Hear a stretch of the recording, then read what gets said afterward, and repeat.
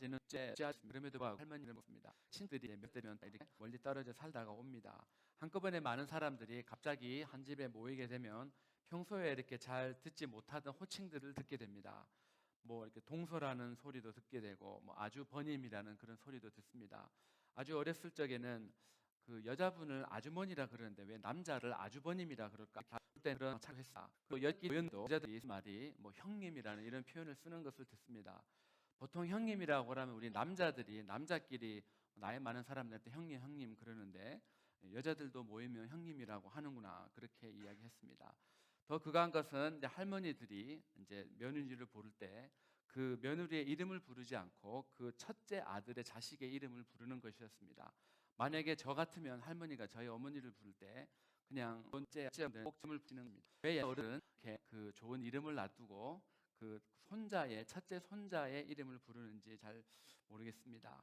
한국 사람들은 한국과 미국에서는 보통 또 그렇지 않은데 한국과 미국 사회가 다른 것이 있다면 한국 사회들은 타이틀을 좋아하고 미국 사람들은 이름 부르기를 좋아합니다. 한국 사람들은 어디를 가든지 저 같은 경우도 그냥 목사님이라고 부릅니다. 예, 앞에 제 라스트 네임도 빼버리고 그냥 저를 부를 때 그냥 목사라고 부르고 또 교육자 때 목사님을 그냥 목사님이라고 습니다. 목사님은 그분의 이름이 아닌데 그냥 호칭인데 목사님이라 부릅니다. 또한 이렇게 박사학위를 가지고 있는 사람이 있으면 또 가끔씩 항상 그렇지는 않지만 박사님, 교수님이라고 부릅니다. 그런데 미국 사람들은 그런 타이틀보다는 자기 이름을 불러주는 것을 좋아합니다. 아내가 다니던 미국 교회 목사님은 퍼스트 네임이 게리였습니다. 모든 교인들이 그냥 패스트 게리 아니면 그냥 게리라고 부르는 것을 봅니다. 이렇게 사람 호칭보다는 이름을 봅니다. 호칭 이름이 문화에 따라 조금씩 다르지만 중요한 이유가 있다면 바로 그 사람의 정체성을 나타내기 때문입니다. 오늘 본문에 나오는 다윗과 사울의 사이는 장인과 사위 사이였습니다. 둘이 부르는 그런 이스라엘 그 당시 사람들 사이에도 부르는 호칭이 있었을 것입니다. 근데 이 다윗과 사울이 처음 만나는 장면은 사무엘상 16장에 나옵니다. 사울이 악령이 들었을 때 그것을 치료하기 위해서 사람을 찾아갑니다. 그때 사람들이 하는 다윗이라는 죽음을 자친다고 합니다. 그래서 사람들이 그를 이제 데리고 왕 앞에 데리고 왔습니다. 그때가 사울과 다윗이 처음 만난 때였습니다. 그래서 그 16장부터 오늘 본문이 나오는 26장까지 제가 다시 한번 이 다윗은 사울을 어떤 식으로 불렀는지 한번 일일이 읽어보면서 다시 찾아보았습니다.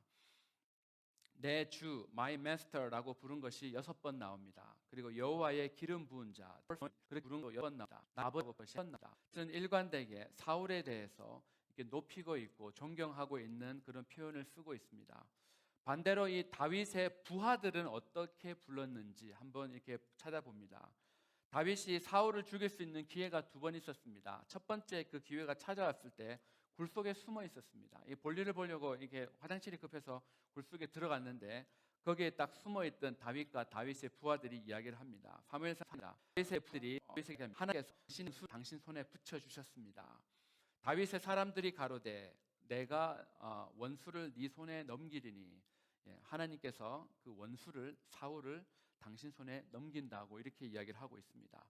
다윗의 부하들은 사울을 볼 때 원수라고 이렇게 부릅니다. 그런데 다윗은 곧바로 이렇게 이야기를 합니다.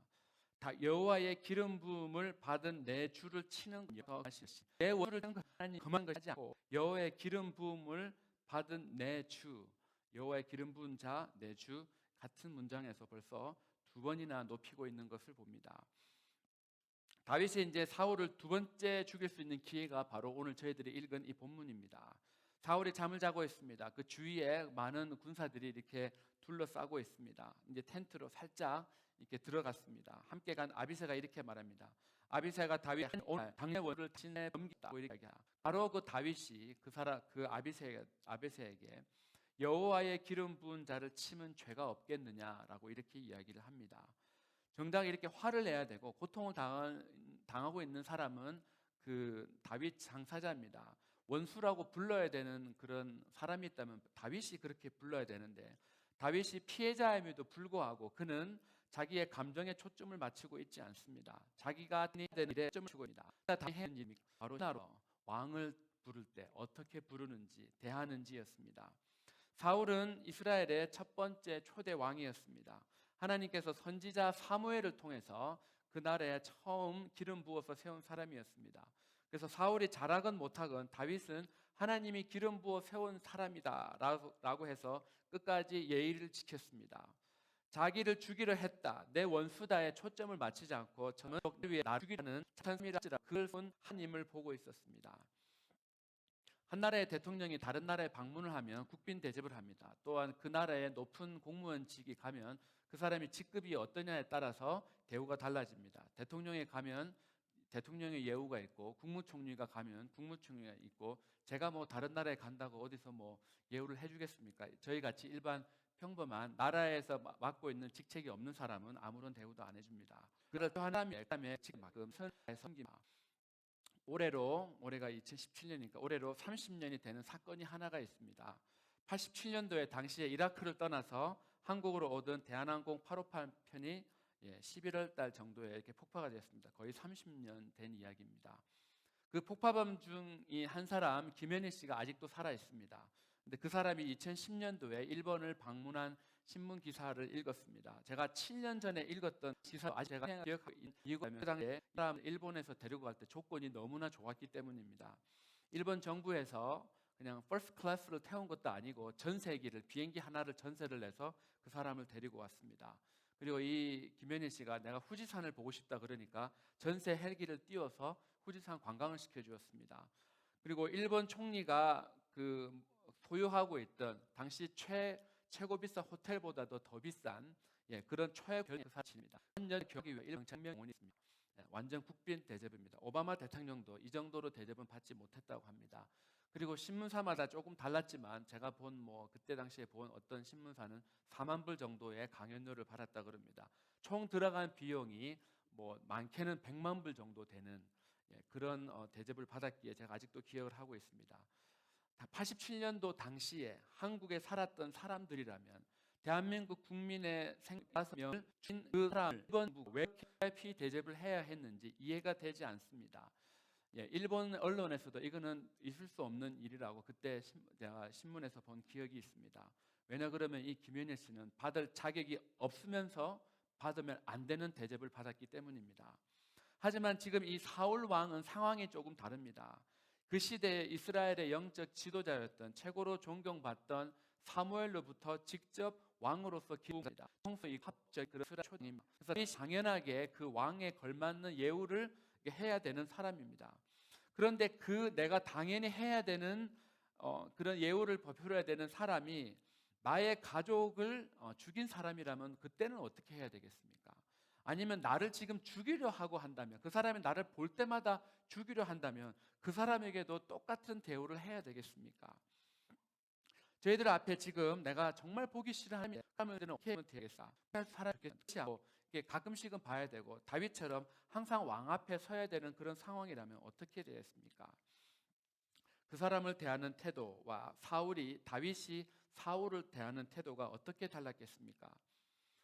그 대답은 의외로 간단합니다. 다윗은 눈으로 볼 수 없는 하나님이었지만 하나님을 인생의 첫 번째 1순위로 두고 생각했습니다. 그리고 그렇게 살았습니다. 또 다윗의 입장 생을 크게 이유가 있습니다. 했습니까? 아니면 그가 왕으로서 업적이 많았었겠습니까? 그것도 아닐 것입니다. 아니면 사울의 신앙이 너무 좋았었겠습니까? 그것도 아닐 것입니다. 오직 하나님의 기름 부은 자이기 때문입니다. 하나님께서 사울을 왕으로 택하셨습니다. 하나님께서 선지자를 시켜서 왕으로 택하시고 기름을 부었습니다. 그것이 전부였습니다. 보이는 사울 뒤에 눈에 보이지 않는 하나님의 것 다른 어나 하랍니다. 그는 다시 동일하게 그렇게 기름 부음을 받았기 때문입니다. 자기 어느 날 아버지 양떼를 어느 날처럼 돌보고 있어서 밖에 있었습니다. 그런데 집에서 자기를 들어오라 그럽니다. 집에 들어가 보니까 이거 형들이 쫙 일렬로 서 있고 못 보던 말로만 듣던 사무엘이라는 사람이 자기 집에 와 있습니다. 그리고 자기에게 지금 기름을 부어 주었습니다. 다윗은 알았습니다. 이때 당시에 기름을 붓는다는 의미가 왕이나 선자에 기름을 부었다는 어찌 알고 있었습니다. 자기가 자격이 있는 사람이 아니라는 것도 누구보다도 잘 알고 있었습니다. 하나님의 일방적인 선택이라는 것을 다윗은 분명히 알고 있었습니다. 사무엘상 11장 15절에 보시면 사울을 왕으로 세우는 장면이 나옵니다. 모든 백성이 길갈로 가서 거기서 여호와 앞에서 사울을 왕으로 삼고 길갈에서 여호와 앞에 화목제를 드리고 사울과 사람이 크게 기뻐합니다. 모든 사람들이 이스라엘에 처음 세워지는 날을 다 기억하고 있습니다. 모든 사람이 크게 기뻐했습니다. 그 모든 사람 중에는 지금 이 다윗도 들어가 있습니다. 그날에 처음 왕이 세워졌는데 그날을 어떻게 이 다윗이 잊어버리겠습니까? 이스라엘의 한 사람으로 그는 정말로 기뻐했습니다. 하나님 앞에서 세워진 왕을 하나님 앞에서 기뻐했습니다. 다윗은 그런데 자기 나라에 사울이라는 사람이 세워졌다. 하나님 나라도 왕을 줬던 것을 알았다. 인생에서 하나님은 언제나 첫 번째 우선순위였습니다. 그래서 그가 하나님께서 내 마음에 합한 사람이라는 그런 칭찬도 듣게 됩니다. 다윗이 골리앗과 싸울 때를 한번 생각해 보시기 바랍니다. 대부분 다 알고 있는 이야기입니다. 사무엘상 17장에 나옵니다. 군사 훈련도 받아본 적이 없습니다. 아버지가 그 전쟁터에 나가 있는 형 3명, 그 3명에게 맛있는 거 좀 갖다 주라 그래서 심부름을 왔습니다. 그런데 그날 골리앗이 하나님 군대를 쫓았습니다. 하나님이라 그러면 막 껌뻑하는 그런 다윗이, 그 젊은 다윗이 마음속에 어떤 마음이 들었겠습니까? 하나님, 네가 감히 내가 인생의 최우선 순위로 생각하는 하나님을 네가 욕해? 하나님의 군대를 욕해? 그 마음속에 거룩한 분노가 막 들끓지 않았겠습니까? 지금 이 골리앗은 지금 자기는 지금 욕을 했지만 자기 입장에서는 하나님을 용거한 것이지만 다윗의 부친 같습니다. 목 걸고 사람이 마음을 하는지 나면서부터 군인이고 키가 얼마나 크고 그거는 중요하지 않았습니다. 목숨 걸고 하나님의 이름을 위해서 그는 나가서 싸웠습니다. 다윗이 이스라엘 사람들에게 딱 이렇게 보여지는 첫날, 다윗에게 있어서 가장 크게 보였고 가장 높이 보였고 가장 중요하게 보였던 것은 바로 하나님이었습니다. 다윗은 그 하나님을 첫째 우선순위에 두는 것 말고 또 다른 좋은 면이 있어서 그것은 생명을 가게 할 것이다. 다윗이 골리앗에게 왔습니다. 그리고 이제 사울은 그 다윗을 이렇게 국방부 장관 같이 군대 장관으로 이렇게 임명을 했습니다. 그리고 다윗이 이제 그 사울과 함께 군대에 살게 됐습니다. 그런데 이제 가끔씩 블레셋과 전투에 나가게 됩니다. 전투에 나갈 때마다 다윗은 승리하게 됩니다. 그러니까 얼마나 기분 좋습니까? 백성들 사이에 이 다윗이 인기가 아주 높아집니다.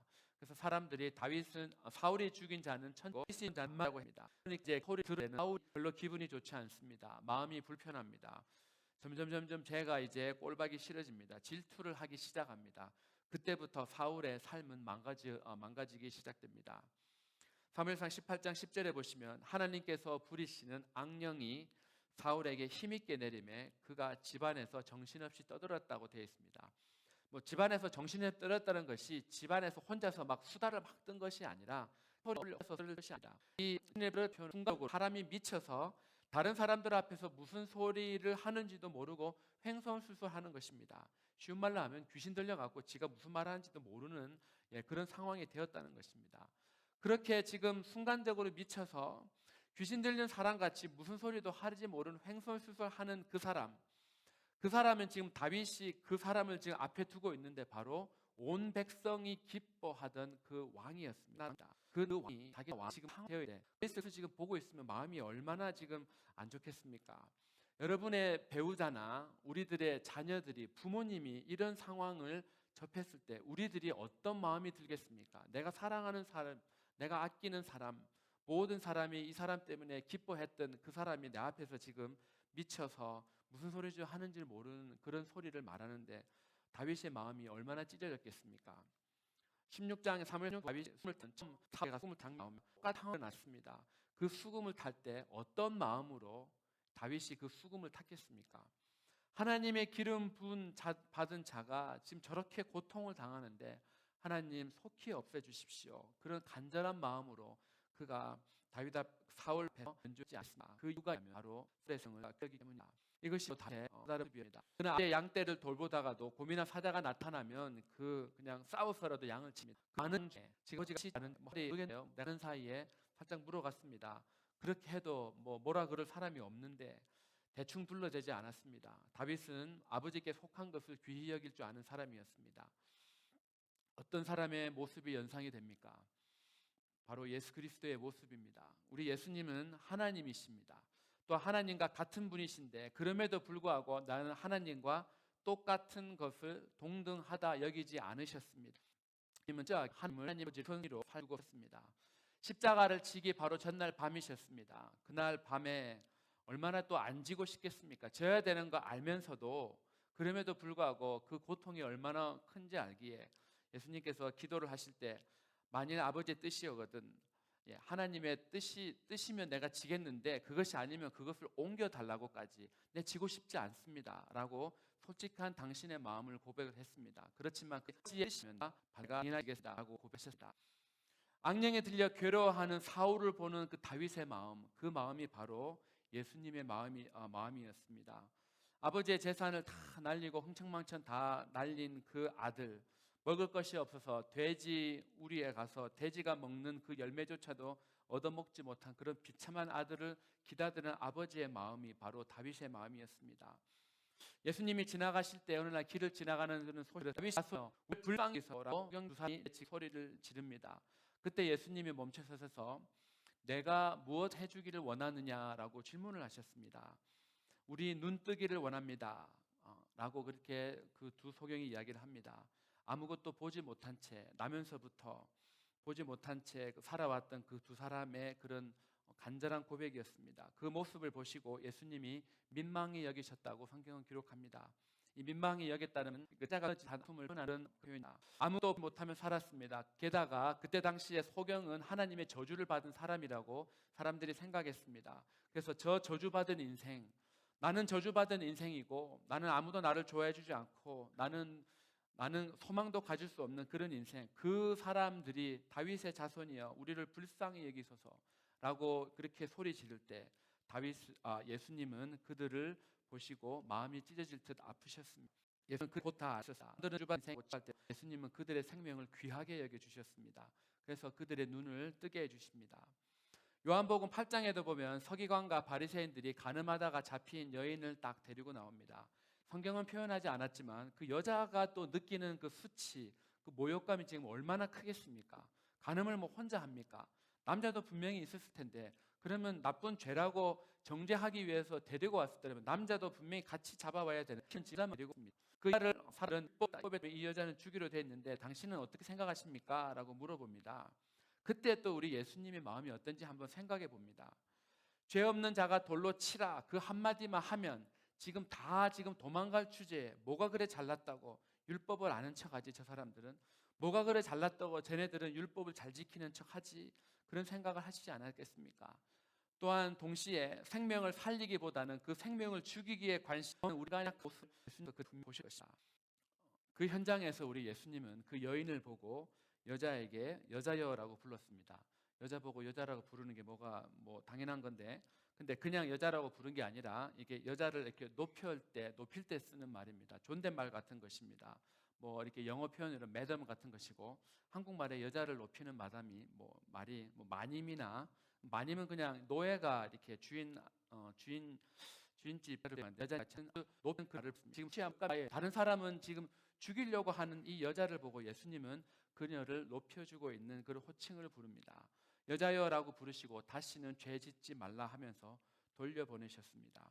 그리고 나오고 난 이후에 하시는 말이 예수께서 또 말씀하여 이르시되 나는 세상의 빛이니 나를 따르는 자는 어둠에 다니지 아니하고 생명의 빛을 얻으리라. 예수님은 이렇게 생명을 귀하게 여기시는 베드로 2장에 그 너희 택진족이 같은 제사장들이여 거룩한 나라요 그의 소유된 백성이라고 하셨습니다. 저와 여러분의 그런 아이덴티티가 뭔지 저희들에게 말씀하고 계십니다. 예수 그리스도 안에 있는 모든 사람들은 왕 같은 제사장들입니다. 기름 부음을 받은 사람이라는 것입니다. 오늘날 목사, 장로, 안수 집사만 기름 부음을 받는 것이 아닙니다. 인간이 만들어내온 그런 제도적 안에서 만들어진 사람들이지 그리스도의 종자 모든 사람 함부로 기름 받은 사람 바로 제사장이라고 성경은 저희들에게 알려줍니다. 나뿐만 아니라 우리 교회에 다니는 예수 그리스도 영접한 모든 사람들은 바로 다 제사장이라고 말합니다. 그런 왕 같은 제사장이 저와 저희들 주위에 있는 사람들이 때로는 부족해 보일 때가 있습니다. 그리고 그 부족한 사람들이 가끔씩은 사울처럼 정신 나간 사람에 대해서 오히려 나를 공격할 때가 있습니다. 나는 별로 잘못한 것도 없는데 나 죄가 있다. 그분들에 저희 어떤 자세를 택해야 됩니까? 다윗은 사울이 자신에게 어떤 행동을 했느냐에 따라서 사울을 대우하지 않았습니다. 사울이 하나님이 세운 자기 때문에, 하나님께서 기름 부은 자기 때문에 그 하나님을 보고 그 사울을 대우했습니다. 그것 때문에 그가 억울함을 당하기도 했습니다. 근데 그 억울함을 사람들에게 그는 이야기하지 않았습니다. 오히려 그의 일을 오해줍니다. 굳이 사람한테 장에 미쳤다, 저 사람이 나를 죽이려 한다, 그런 말을 하지 않아도 다른 사람들이 이미 다 저 사람은 당신의 원수라는 것을 다 알고 있었습니다. 내가 그 사람의 허물을 굳이 말을 하지 않아도 모든 사람이 다 알고 있는 허물이었습니다. 다윗의 우선순위는 사람의 허물이 아니라, 그 사람이 아니라 모든 환경을 주관하시는 하나님께 있었습니다. 하나님이 저희들에게 원하시는 마음이 이럽니다. 그리고 하나님의 생명을 또한 아껴주실 것이고, 내가 사망의 음침한 골짜기를 다닐지라도 모든 그런 힘든 어려운 일에서 나를 구원해 주실 것이다. 하나님을 나의 우선순위로 삼고 사는 한 다윗의 삶에서 우리 하나님께서 크신 은혜를 베푸신 것처럼 저와 여러분의 삶에도 하나님을 첫 번째로 놓고 사시며 언제나 하나님은 저희들에게 크신 은혜를 베풀어 주십니다. 올해도 거의 주님을 받았사 오시장에서 내 주의 를 뜨리이다 라면서 하나님을 우선순위로 내가 놓고 살겠습니다, 예배를 내 삶의 우선순위로 놓고 살겠습니다라고 저희들 다 결심하며 올해를 시작했습니다. 그런데 벌써가 아니죠. 아직도 그 감정을 갖고 계신 분들도 계시겠지만 많은 경우 퇴색된 지 오래된 그런 시점에 저희들 살아가고 있습니다. 다시 한번 이 시간 저희들 결단하기 원합니다. 하나님을 내 삶의 우선순위로 두었던 저희도 교회 우리 삶에서 하나님을 하나님께서 저희들 옆집들의 명 귀히며 그것을 결단하시며 교회와 분위기를 축원합니다. 이 시간 같이 한번 기도하겠습니다.